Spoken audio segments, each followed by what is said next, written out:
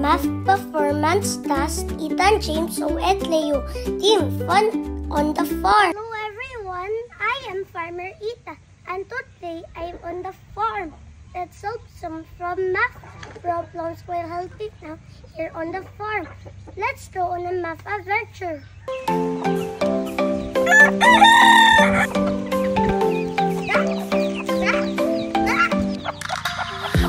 Math problem number 1. Catching native chickens. Let's check on the chickens. There are 4 chickens. 1, 2, 1, 2, 3, and 4. Already 4 chickens already in the cage. Now I'm gonna catch one more in the yard. Let's go.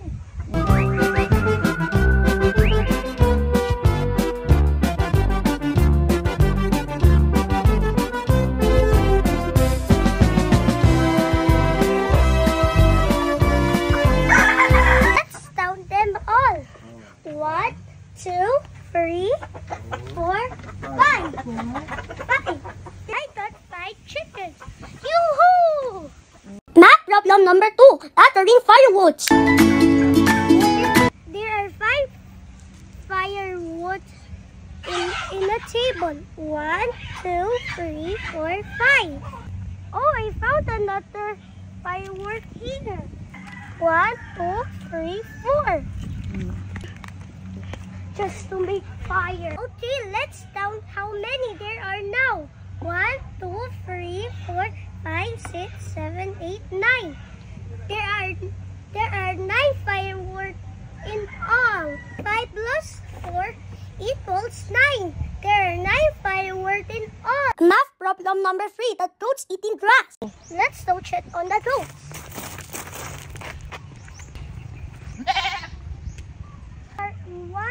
There's one goat eating there, and the other 3 eating there. Let's count how many. 1, 2, 3, 4. 3 plus 1 equals 4. So 1, 2 plus 3 goats equals 4 goats. There are 4 goats in all.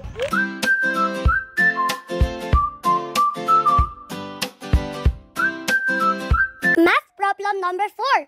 Counting the coconuts. Here are 4 coconuts. 1, 2, 3, 4. There are another 2 coconuts there. 1, 2. So 4 plus 2 equals 6. 1, 2, 3, 4, 5, 6. There are 6 coconuts in all. Math problem number 5. Harvesting and counting matopa fruits. Harvest matopa. Oh! I have 2 small matupas and 2 big matupas. 2 plus 2 equals 4. There are 4 matupas in all. Down together. 1, 2, 3, 4. There are 4 matupas in all. I finished all the farm chores and all the math problems. It's fun. It's especially in the farm. See you next time, friends.